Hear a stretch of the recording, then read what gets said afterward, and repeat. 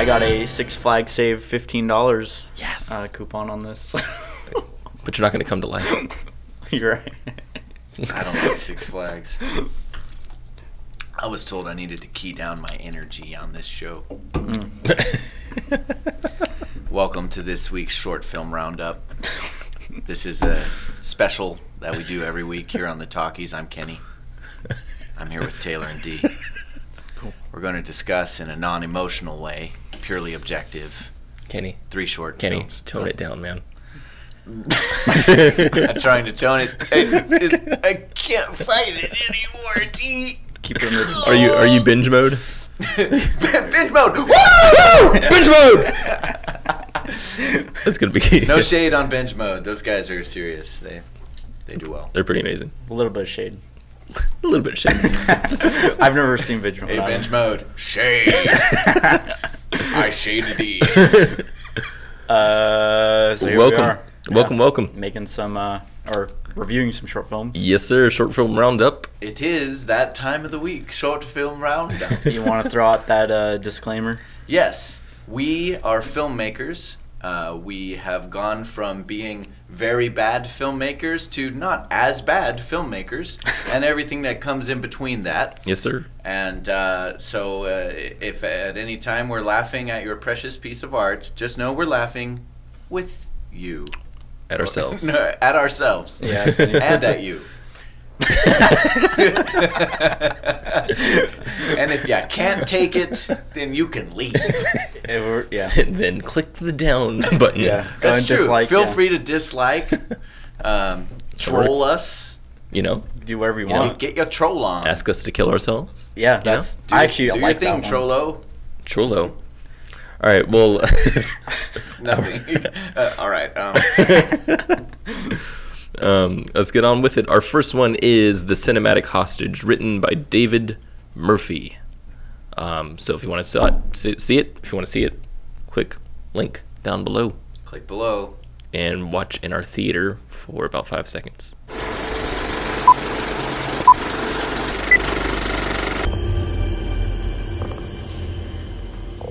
Let this be a message to the world.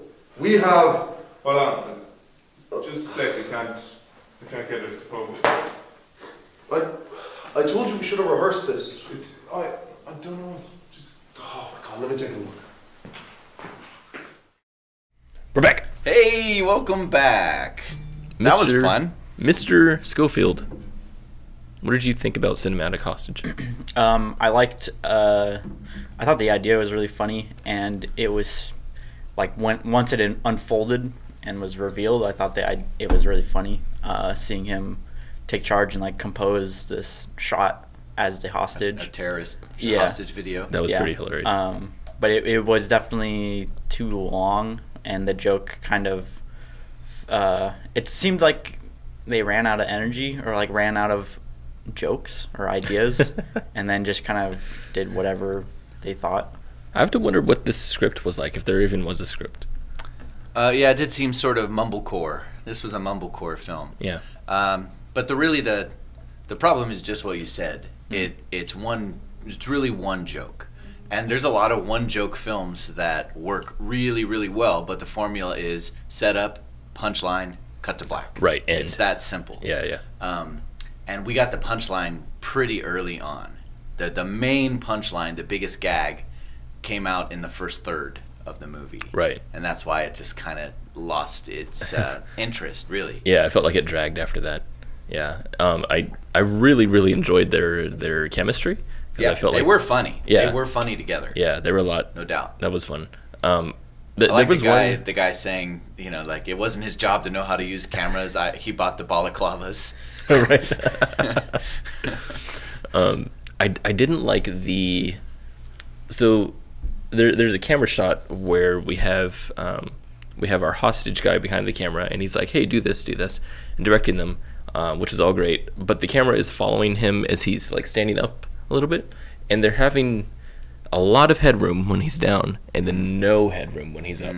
And I feel like what they're doing is they don't want to get the window, because there's a window sill right above his head, and they just don't want to get that in the shot. It felt like that anyway, and it made the it made me draw attention to that. Like I was like, oh, what are they doing? This was shot on their school campus, right? It definitely looked Did like that. everyone else yeah. see a school campus? Well, because there's glass doors, it you know, looked very much like a school and campus. then there was backpacks. And there was one shot that revealed their pile of stuff that they brought to their film shoot. Right, and then But bike racks. that could have and- also been the terrorists' backpacks. Yeah, the colorful backpacks. Yeah, terrorists wear JanSport backpacks. Yeah. They're good backpacks, man.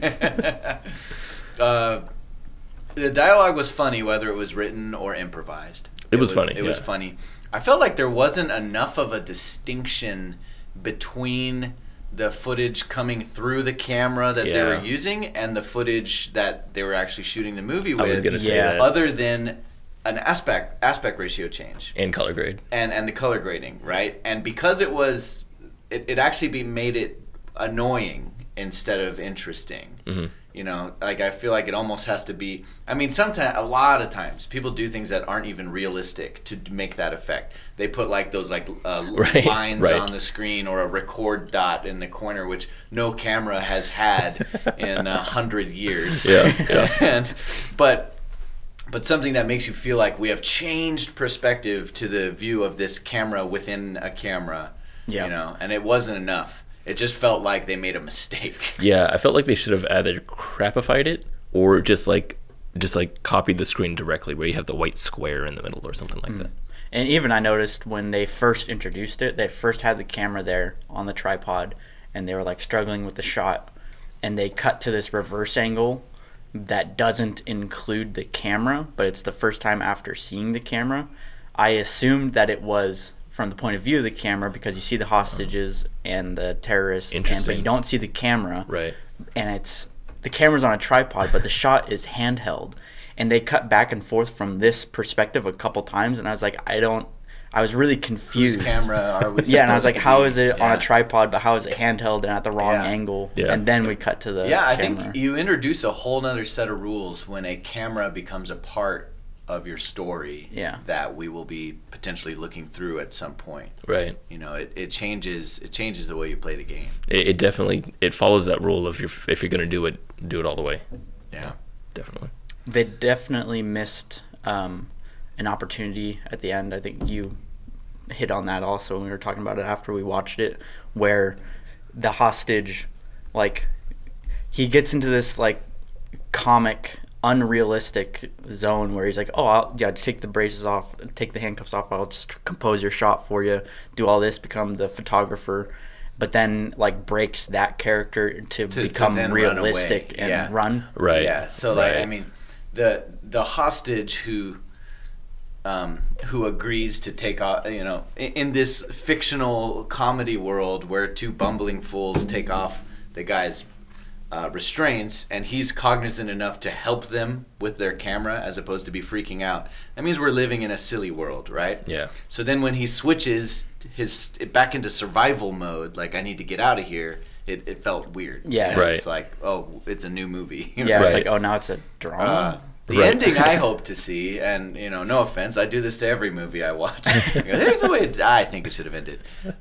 Would have been like right after we get that initial joke, like he helps them with his camera. They say thanks, and he goes, yeah, no problem, and then they tie him up again, and then they finish making their execution video, and then you know, as he's laying on the ground bleeding out.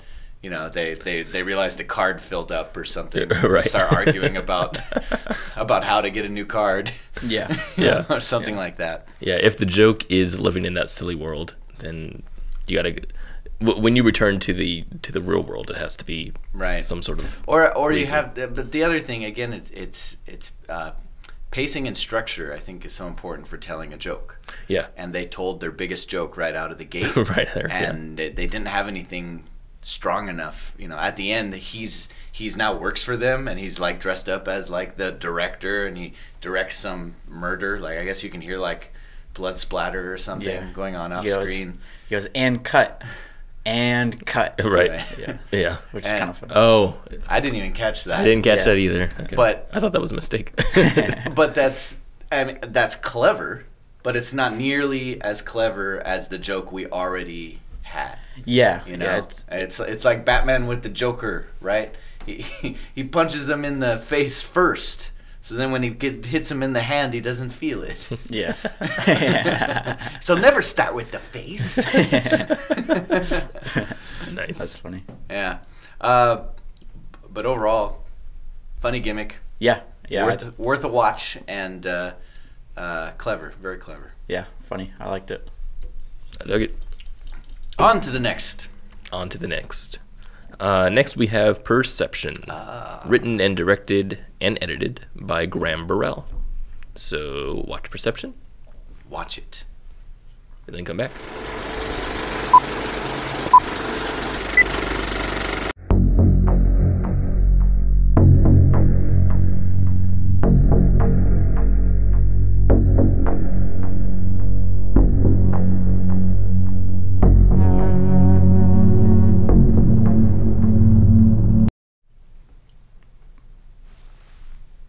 Are we back?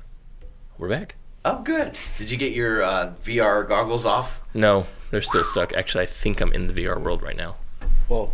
Yeah. Well, I suppose that depends on your perception. Uh. And your typography. D is our resident Uh-oh. font snob. Uh-oh. Gonna out ya. Gonna out ya. What font was that? Do you know? I don't know. It almost looked like Times New Roman. Yeah, almost like that. Look, it was serif, and that's enough. So let's start off, I'm Mr. anti-serif. Mr. Burrell. This film was really well technically shot. As Yeah. in, the person who was using the camera really knew what they were doing. Not so sure if they knew how to apply cinematography completely overall For storytelling elements. for storytelling, Right. but they knew how to use the camera and they knew how to light, so that was cool. And it looked nice. I'm just gonna get this out of the way. The typography was just absolutely terrible. Why? Let him The- have it. Why? He why? needs to hear Yeah. this. So, I know there's an aesthetic going on here, or at least some sort of interest in differing from the norm. I got that from the white drop shadow. We have sky blue text with black outline with serif font with a white drop shadow. It looks like a cartoon, or it looks almost like one of those things on a toy box or something like It that. looks like a episode from the early 90s hit horror television show Are You Afraid of the Dark? That's something what like it reminded that. me of. I feel like they were going for that. Yeah, but the rest of the movie was Doesn't fit vintage. it at all. It was actually about cutting edge technology. Yeah. I think that's a part of what When we doesn't work about when the we film. cut from the Yeah. title sequence into the actual movie, the score kicked in. We started hearing music, and at first it was this synth music that felt sort of 80s at first, and I thought, okay, we're in a 80s throwback genre here. We're going Stranger Things. At which point I would have given the typography a pass. I wouldn't have. I know, you're stricter than normal. I would have given it a pass. But as soon as we pulled out and saw all the characters and the way they were dressed and talking, it was very clear this is from, circa Modern 2012. time. Yeah. And 80s for the sake of being 80s.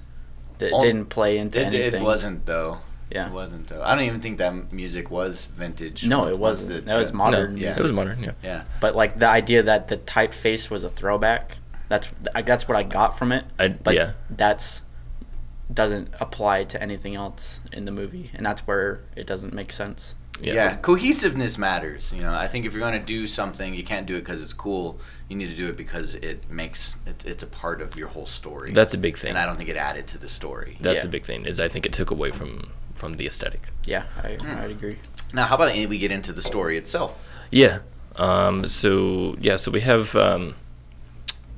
we have a guy who. Well, so this is kind of weird. We cut into our party that's going on. Yeah. And it was kind of a nice follow shot that we had, and before that we had this weird, almost or it wasn't a silhouette. It was the guy in the video game, the masked killer, who's just standing there. That was really cool. That was fun. That was That's fun. cool. Good setup. When we go into the party, we have this really unbelievable dialogue Yeah. between two people. Yeah. And I It almost felt like it was meant to be campy. But Yeah. then again, it never paid off, so I'm led to believe it wasn't meant to be campy. That's interesting. Yeah, see, I never got the idea that any of this was meant to be Yeah. like 80s, meant to be campy. Yeah. I felt Well, maybe it was more that I was hoping maybe that they were doing it intentionally. 'Cause Maybe. it is the dialogue and the performance of that dialogue is pretty bad. Yeah, there was a couple times It's where rough. like one of the guys, like when he said, "I want to try this next," like he put the emphasis on this as if there were many choices, and he said, "I want to try this next," and like just little things like that. There's a bunch of little things like that where you're just like, you're Almost not. every line is like that. Yeah. Or how about the guy who goes, "What is that? A box? Right. Why does he have a box? Why does he have a box? And I'm like, who says what is that a box? And it was hard for me to believe that.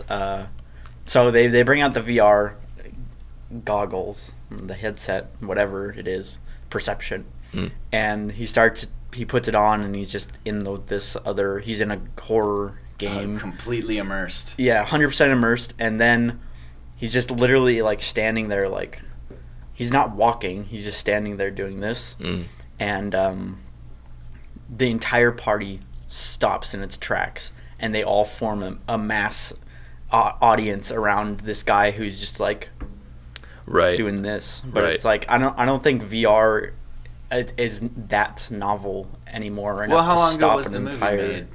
I don't know. But even if it was that novel, it certainly wouldn't be. Couldn't have been that long ago because that was a pretty modern headset. Actually. Yeah, I think that was like the It's like the second edition 5. Oculus. I was Rift published something.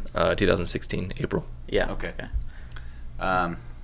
It was just hard for me to grasp. Like, It's certainly I couldn't not that see that interesting happen. now. Yeah, it's like I don't know. I would never stop. Like, I would think people at a everyone party would be collectively? laughing at that guy. Yeah, everyone would just collectively watch him, like fumble around. Right. I don't know. Yeah. So it I was, don't yeah, know, it was a little. Someone would like pull his pants down or something. Yeah. It's just a little unbelievable to have to, like you said, just stop the entire party just to Yeah. watch this guy. That being said, I really, really enjoyed cutting back and forth from They did that virtual well. reality to Yeah. Yeah, they did that well, and they even really created a sense of dread that was palpable. Yeah, Which like is I hard felt to do. Yeah, it is. It's not easy to do. It is. It's actually like I've seen, and again, I don't want to call your film a student film, but I've seen student films. I say because it's early filmmaking that try to do this sense of dread, and it just comes off as laughable. And the thing is, like, you come off when you're not doing the things that you're supposed to do in film to communicate. You end up making people say, "Oh, you're taking your film way too seriously," when no, it's just they didn't communicate it properly, you know. But this one was great in that aspect. I'm going to just throw out a guess here, but I think someone was under a strict rule to not use fake blood on the carpet because there was such an obvious moment where we were supposed to see blood and we did not. Right. You know, so we see Axeman swipe his blade, then we cut out of the VR and he's holding his throat and he falls to his knees and the crowd pulls back like a reveal. The crowd moves like opening the curtain and we see his hands there and then he falls forward, pitches forward, and like, if we're not going to see it here, then obviously we're going to see it when he pitches forward and the blood is going to pool out. Especially when the shot is overhead. Yeah, Yeah. but it wasn't there, and there are ways to not show blood and gore, Right. and still keep the audience. Yeah. But that was shot in such a way that we were meant to see the blood, and the blood Yes, wasn't there. Exactly. We talked about in our early episode about like when you don't want to show an object, there's ways to cut around it to make it look like it's even crazier than it's supposed to be. And there's that film that we talked about with the dead girl in the bed, and they peeked in and saw the hand. Yeah. Like that was a way to do it. This girl is. This is a different film. I can't remember. It's from one of our first episodes. I think it's from our first one. And they cut to the shot where they have a girl who's just her hand is over the Just bed. a limp hand. Yeah. You immediately know. Dead girl. Dead girl. Yeah. That And was that's Into Black. Into Black, right? That one. Yeah, and you can have a less is more. Yeah. but when you show the whole thing, less is in fact less. Right. Right. Yeah. And the Hatchet Man, he had more blood on his blade than we ever saw on the person. Ever. Yeah. Yeah. You know. Did. So That looked like Yeah. the makeup went a little crazy there. Yeah, it actually did look exactly like they just held the axe out and just went blop, blop, blop, and Yeah. then they called it a day. Right. yeah. It didn't look like it just cut into somebody. Right. Which, It you was know, just, it's a magic world, right? I suppose. so why not? Yeah. Maybe, but It's a bit of a stretch. I don't know. I was almost nervous that we were going to see the technology used again at another party.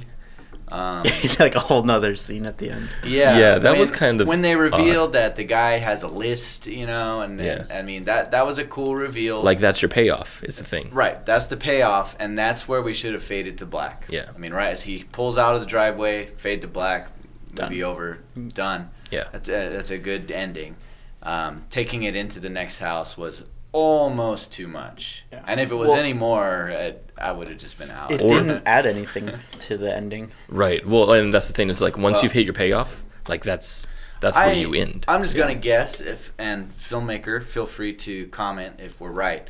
But this feels very much like I had an idea for a feature. I'm gonna make a short because it's what I can do. The short's gonna be good enough to get me some kind of attention. Eventually, I want this to be a bigger idea, like a feature where we do this crossover, techno horror kind of thing. Yeah.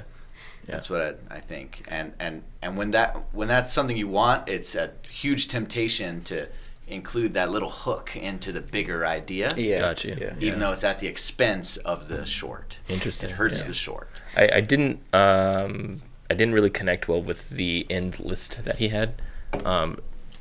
Every single line was someone's party. Jennifer's party, Bobby's party, Brody's Mark's party. party. How many Yeah. parties? When are these parties going on? Like- How many are going on right now? Maybe it was a holiday or something. Yeah. You know, everyone's having parties because it's Memorial Day,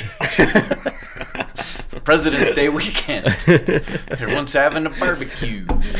Maybe. Barbecue. Parties where a total stranger with a beard can show up That- with a box and that's what I people was be like, wondering. "Who's this guy?" I was I like, think- is he a stranger? Does he know Yeah. all these people? I think it'd be better if it was just addresses or And just what- names even. What is his relation to Ryan Gosling? Because second cousin? Son. It's his son. Ryan How Gosling's old son. is Ryan Gosling? Second question. 30. I may find myself in need of a discount Ryan Gosling, and if I do, I'm reaching out to you because you found him. You found him. On your Finally.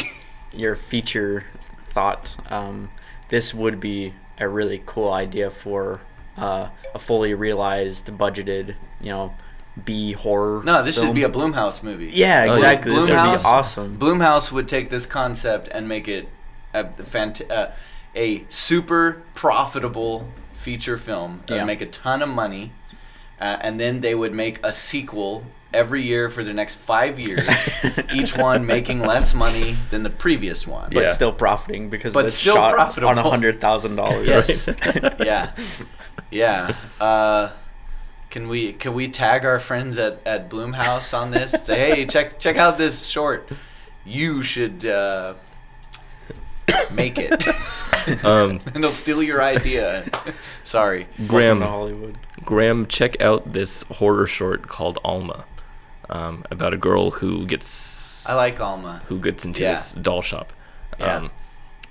I feel like there's a connection there between this one and and your film, and I feel like there's a bridge that you could cross here. Yeah, and Alma is a very minimalist horror movie. Right. It is super minimal. It's an animated film, ALMA. Check it out. Super good movie. Yeah. Really good. Alrighty, we have another one, right? We do.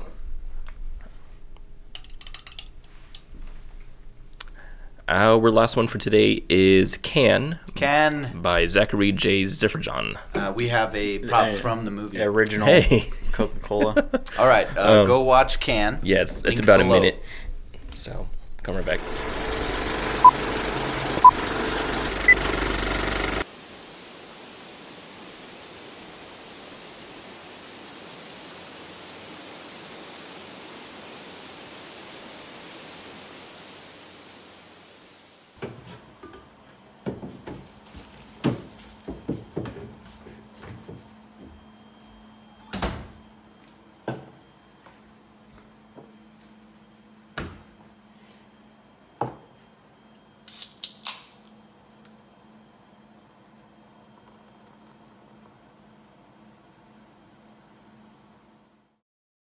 All right. Welcome back. That was the first time that we cut to Taylor from on the way back. Yeah, That's I was crazy. taking the reins. Wow. Kenny, what did you think of Can? So what was interesting about Can is that I enjoyed the movie, but not while I was watching it. That's a weird thing to say. That is odd, yeah. It was because they nailed the ending. The ending was so delightful that I went, yeah, that was good. But all the way up to that point, I was just like, what? Huh? It was a great gag. Yeah. It was a wonderful gag. It was. You know, that is a breath of fresh air gag because it completely caught me off guard. You know, the first two movies that we reviewed today refused to cut to black when they should have. And this guy cut to black right in the right time. Yeah. It was even funnier that way. Yeah, it was the cherry on top. Yeah. You know, that being said, there was still too much movie here to support the gag. Yeah. I mean, it could have just started one shot, just on a tripod. He's placing the can, it falls over. He places the can, it falls over. He places the can, it falls over, and then he yells, and it's over. That alone would have been better. Yeah. All the setup was just distracting and completely unnecessary. So I'm gonna bring this up again of setup and payoff, where when you're building context in a movie, you're building it for a reason. And in this beginning, we were building up for no payoff. The payoff, the build up started when he set the can down on the stairs. And that's right. And that's it. Like, you could have cut the entire beginning, and the movie would have been the same. Yeah. So the payoff doesn't have to be what you're expecting.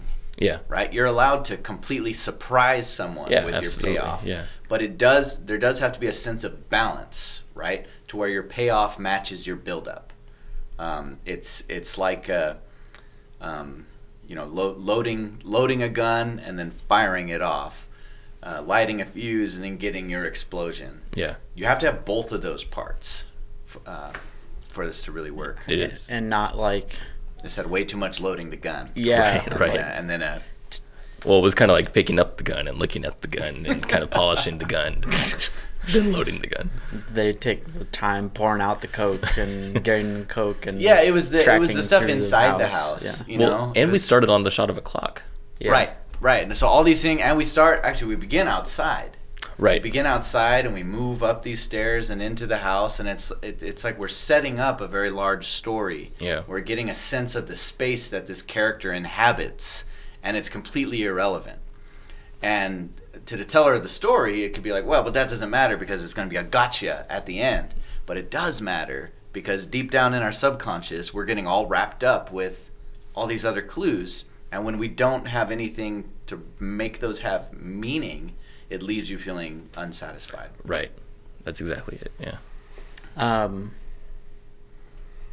I like the story here anyway. Like Yeah, the I core do of too. it of like the guy is he's just trying to practice Right. aim with his BB gun, and the wind just keeps knocking over the light aluminum can, and he just gets really frustrated at that. That frustration was real. Yeah. Like we have experienced Yeah. that exact thing. Every human has, and that's Yeah. what makes that kind of moment very, very good cinema. Definitely. And that's such a powerful like emotion that you could have easily made this 2.5 minute long short all about enforcing that emotion and showing this character literally just struggling with setting up a can and like through different And turning the gun on himself. Yeah, and he eventually. commits BB gun suicide.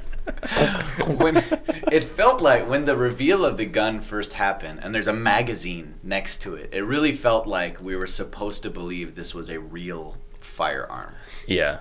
And it looked very fake. And it still had the orange tip. Right. Yeah. Now in the end, it just feels like that's all part of the gag and it doesn't matter. Yeah. But in the context of where we had come so far, this movie was taking itself seriously. Yeah. And when I saw that orange tip, I almost jumped out of my seat. I'm like, "Are you serious? You didn't paint the tip of your gun black. Right. What? Little electrical tape or something? But then it ultimately was irrelevant. But that's the thing, is the question started. Yeah, the question and started. Then it I was already irrelevant. distracted. Yeah. But, Yeah. So what is a gotcha ending? What is that? You mean where you're building up something? I think that's what it needs. Is that if you're building up something, you have to look like you're going to pay it off, and then don't. That's the gotcha. Because to acknowledge that the ending is there, but then don't. But this one built up something that you thought was going somewhere, but then it started another build up in the middle of that, and then paid off that one. Gotcha. Yeah. Yeah, that makes perfect sense. And that's where the film goes wrong, I think. Yeah, there was a whole new short film within another film that didn't end. Right. Yeah. Right, exactly. Yeah. Yeah. So to take the analogy into like absurd levels, it's like if we began, if after pouring his Coke, he sat down and knitted a sweater and then practiced the piano and looked longingly at the picture of his deceased mother, Right. did all these things to set up a character, That shot actually should have been in there, though. Looking at his mom, that should have been in there. And she has a Coke in her hand. No, she's holding a BB gun. She's holding a BB. It's the same BB gun. It's black and white, but it still has the orange. So I'm not suggesting that you did that. That's not what you did, but in a very small way, that's where we were headed. Right. I began to start to ask questions about who is this person because we went into their house. Yeah. And there's something very intimate that happens when you enter someone's house. People don't think about the psychology of that, but when the movie moves into the house, you are now either an intruder or a guest in their home. And if there's no reason for you to, if you're not going to suffer the consequences of being an intruder or the benefits of being a guest, then why are you there? Well, and we focused so much on this human who's coming to interact with objects, but we never see the guy's face. And so we're building up this mystery. Who is this guy? Yeah, I did feel that sense too. Like this guy, I mean, he's got a freaking assault rifle on the ground next to his trampoline. Then I was like, who is this guy? Right. What's he up to? Yeah, What's he up you're to? definitely asking questions. And He's father of a bunch of little kids that leaves an AK-47 on the ground, shooting soda cans from 10 feet away. But all that being said, I laughed so hard when this movie ended. Yeah. I laughed really hard. Yeah. And I'm grateful for that moment of joy. If there was the payoff that they got right, it was that ending. That was amazing. Yeah. Awesome. Well, thanks, guys. We enjoyed watching all three of those. Yeah. Yeah, I really enjoy watching all these short films that people are submitting. Yeah. There's one thing that across the board needed to be better, and that was sound. Sound, yeah. I think that's just an always Just an always thing. Yeah, it takes a while to get to the point where sound is good. I feel like we had some running themes through these three films of having too much film for your own good. All three of them. All three of them, yeah. Yeah, all three of them. The first one, the joke was over within the first 2 minutes of the movie, 1 minute of the movie. Mm-hmm. The third one, it should have just ended, right after the reveal. Yeah. Or the second one, I mean. And then the third one should have started at the end. Yeah, so All that, yeah. it's good to know what your story is. Cut the fat. Yeah, cut the fat a little bit. Cut the unless fat. it really does play into what you're doing. Well, then it's not fat. Yeah. Then it's lean. I find it's good to raise the stakes of your filmmaking. And what I mean by that is if you don't have some kind of if you don't have a boss and you don't have a hard deadline and you don't have mouths to feed based on the success of a movie, right? And there's no one else there telling you that something is non-essential, then you're going to have a hard time killing your babies, as they say. Yeah. So much of the short films we've seen now, you can see pieces that are just near and dear to the filmmaker. Right. Like, I can tell that you are in love with this idea, with this one joke, with this one shot, but they're not helping. Yeah. And you need someone to come in and say, no, kill this, kill that, Right. keep this. Right, exactly. So you can raise your stakes by having someone that you trust be your story supervisor. Yeah. Someone who can look over your shoulder and tell you that's not good enough. Yeah. You know, you're better than this. And I mean, it's definitely good to do these kind of things in writing. You know, when you have if you're writing the script, to get that script into other people's hands, a lot of different people's hands. Yeah, it's even better if you can solve all these problems before you're Right. shooting. Right, which you won't be Better. able to, but I mean, because we know how filmmaking goes, but definitely you'll be able to see a larger gamut, as it were. Yeah. Yeah, we had a moment like that in a short we just put out, the Stakeout, which Yeah. you can see in our originals section on our channel here.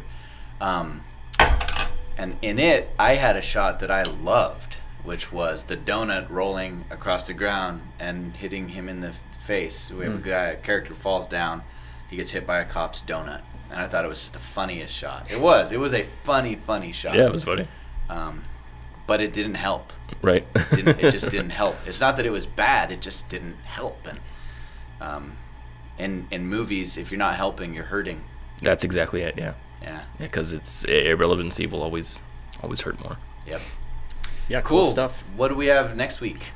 Oh, let me check. All right. Go ahead. So next week we have Administration Hall, written and directed by Young Jin Park. Awesome. Turning Point, directed and co-written by Joe Penna, Nice. also known as Mystery Guitar Man. Oh, I've heard of him. And Kiss and Tell, directed by Clinton Cornwell. This one's the only one so far that we've only had a director, so that'll be interesting. All right. Yeah, we're always on the lookout for new short films, so you feel free to submit your film on our subreddit, r/Carmeline Studios, link in the description. Yes, sir. We love watching your films. We do. We really do. And if you have, seriously, this is really fun. this is really fun. Please, leave us comments. Let us know what we're doing wrong. Troll us, downvote us, do all that. Yeah. And if you really want to troll us, we have one short film that we've put up, and we're going to be putting up more. Yeah. So if you guys want payback, just start reviewing our short film. Yeah, definitely, man. Go Yeah. and be like, all of it- Stakeout? Yeah. Are you kidding me? The plot's too thin. Nothing going on there. We did a 235 crop on an H.264 image. Dude, that is pretentious. Come on. That is pretentious. Come on. We suck. We Bring suck. it. We're terrible. All right, guys. Thank you once again. And until next time, I'm Kenny. I'm D. I'm Taylor. And we'll see you at the Talkies. I think you make that face every show.